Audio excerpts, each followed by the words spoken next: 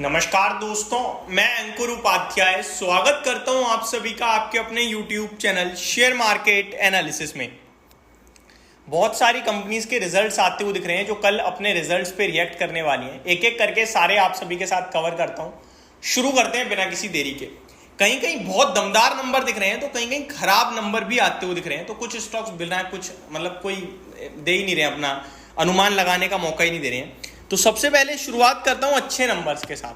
Aurobindo pharma results अच्छे दिख रहे हैं।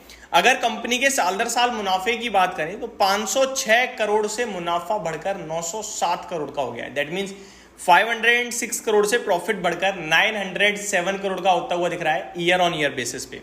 अगर आप रेवेन्यू की बात करेंगे तो 6500 करोड़ से बढ़कर 7600 करोड़ पे रेवेन्यू कंपनी ने क्लॉक करा है। तो हर एक पैमाने से चाहे रेवेन्यू हो या मुनाफा हो ऑलमोस्ट डबल होता हुआ दिख रहा है आपको ईयर ऑन ईयर बेसिस पे। रेवेन्यू में हालांकि 50% के करीब की जंप है, लेकिन आपका मुनाफा काफी ज्यादा बढ़ता हुआ दिखा है। मार्जिन पे नजर डालें तो 20.72% से बढ़कर आपका मार्जिन हो गया है 22.07%। एंड अगर आप एबिटा की बात करें तो 119 करोड़ से बढ़कर 167 करोड़ का एबिटा कंपनी ने क्लॉक करा है। तो दोनों ही लिहाज से नंबर्स मेरे को अच्छे लिख रहे हैं। एक बार औरोबिंदो फार्मा के क्वार्टर ऑन क्वार्टर बेस पे भी रिजल्ट चेक करते हैं, साथ ही साथ औरोबिंदो फार्मा को हम स्टॉक का चार्ट पैटर्न भी चेक करेंगे। तो पहले तो औरोबिंदो फार्मा के मैं क्वार्टर ऑन क्वार्टर रिजल्ट्स आपके साथ डिस्कस करना चाहूंगा। स्टॉक में ऑलरेडी बड़ी तेजी बनी है। अगर आप क्वार्टर ऑन क्वार्टर देखें तो जंप है, अच्छी बात यह है, लेकिन मुनाफा कम हो गया है। 940 करोड़ के सामने 907 करोड़ है। मार्जिन से सिमिलर है। ऑपरेटिंग प्रॉफिट मार्जिन में हल्की बढ़ोतरी है, लेकिन एक्सपेंसेस बढ़ने के कारण कंपनी का नेट प्रॉफिट हल्का सा कम होता हुआ दिख रहा है। एक्चुअली ना अदर इनकम का मेन वो आ रहा है इम्पैक्ट। लास्ट क्वार्टर में अदर इनकम 163 करोड़ थी, इस बार केवल 14 करोड़ है और वही बस एक मार्जिनल गैप बना रही है। बाकी तो सब ठीक ही ठाक दिख रहा है आपको।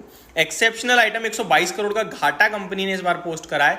उसके बावजूद आप नंबर्स आप अच्छे ही मानेंगे औरोबिंदो फार्मा के। मेरे को नहीं लगता कि बाजार इसे नेगेटिवली लेगा। अगर बाजार के लिए कोई चिंता का विषय हो सकता है इस स्टॉक को लेकर तो वो ये है कि स्टॉक ऑलरेडी काफी बढ़िया रैली करता हुआ दिखा है। अगर एक महीने की बात करें तो 13% ऊपर है, 3 महीने की बात करें तो 18% ऊपर है, 6 महीने में ऑलमोस्ट 18% ही ऊपर है, एक साल की बात करें तो डबलर हो गया है, 104% की रैली है। तो औरोबिंदो फार्मा के नंबर्स डेफिनेटली अच्छे लग रहे हैं, लेकिन शेयर भी चला हुआ है। तो ये तो हो गए औरोबिंदो फार्मा के नंबर्स। आगे बढ़ते हैं दूसरे स्टॉक की तरफ, विष्णु केमिकल्स। विष्णु केमिकल्स के नंबर्स मैं आपके साथ डिस्कस करता हूं। कंपनी के मुनाफे में, रेवेन्यू में हल्की हल्की गिरावट देखने को मिल रही है और मार्जिन इंप्रूव हुए हैं। कामकाजी मुनाफा भी इंप्रूव हुआ है, उसके बावजूद मुनाफा और रेवेन्यू कैसे टूट रहा है समझ नहीं आ रहा। अब मैं बताता हूं आपको। कंपनी का कंसोलिडेटेड नेट प्रॉफिट 35.6 करोड़ के सामने 27.7 करोड़ रह गया है, तो मुनाफा घट गया है। रेवेन्यू 336 करोड़ के सामने 300 करोड़ रह गया है, रेवेन्यू भी घट गया है। अगर बात करें एबिटा मार्जिन्स की तो 18.23% से घटकर 21.15% रह गया है। तो मार्जिन्स में भी हल्की सी गिरावट है। सॉरी, माफ कीजिएगा, मैं उल्टा पढ़ रहा था। मार्जिन्स बढ़कर आए हैं दोस्तों, मार्जिन्स में इंप्रूवमेंट देखने को मिल रही है। 18.23% के सामने 21.15% है। मैं एक्चुअली में उल्टा कंसीडर कर रहा था। तो मार्जिन्स में इंप्रूवमेंट है, जिसकी वजह से आपको प्रॉफिट फिर भी घटा है।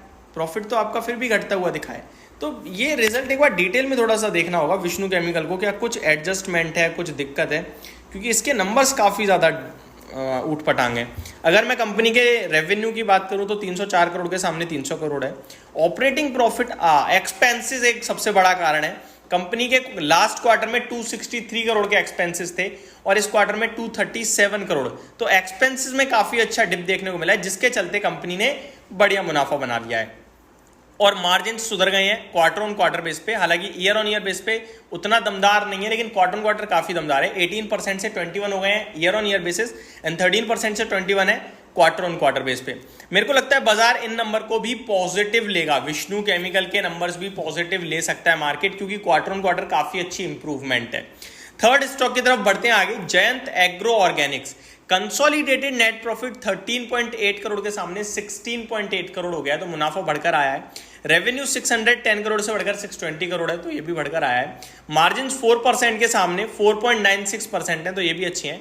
एंड एबिटा 24.4 करोड़ के सामने 31 करोड़ पे आता हुआ दिखा है, तो ये भी अच्छा ही देखने को मिल रहा है। तो मेरे को लगता है आपके लिए जयंत एग्रो ऑर्गेनिक्स के नंबर्स भी अच्छे हैं।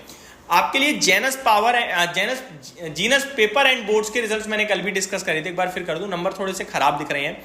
नहीं, नंबर्स अच्छे दिख रहे हैं, खराब नहीं दिख रहे हैं, अच्छे दिख रहे हैं और बहुत अच्छे दिख रहे हैं। एक्चुअली में रेवेन्यू हल्का सा घट गया है, 190 करोड़ के सामने 180 है, लेकिन बाकी जगह इतना तंगड़ा जंप है कि मजा ही आ जाएगा आपको सुन के। मैं आपको बताता हूँ, stand alone net profit 50 lakh से 2 करोड़, दमदार। अगर मार्जिन देखें तो 1.76% के सामने 8.41, बहुत दमदार। कामकाजी मुनाफा 14 करोड़ के सामने 15.1 करोड़ पे आता हुआ दिख रहा है, तो ये भी रिजल्ट अच्छे हैं। पारस डिफेंस के भी नंबर आते हुए दिखे हैं और इसके नंबर्स मिले जुले हैं। कंसोलिडेटेड नेट प्रॉफिट 10.8 करोड़ से बढ़कर 9.9 करोड़ का रह गया है। रेवेन्यू कंपनी का 65 करोड़ के सामने 80 करोड़ हो गया है, तो रेवेन्यू बढ़ गया है, मुनाफा घट गया है क्योंकि मार्जिन में बहुत बड़ी पिटाई है।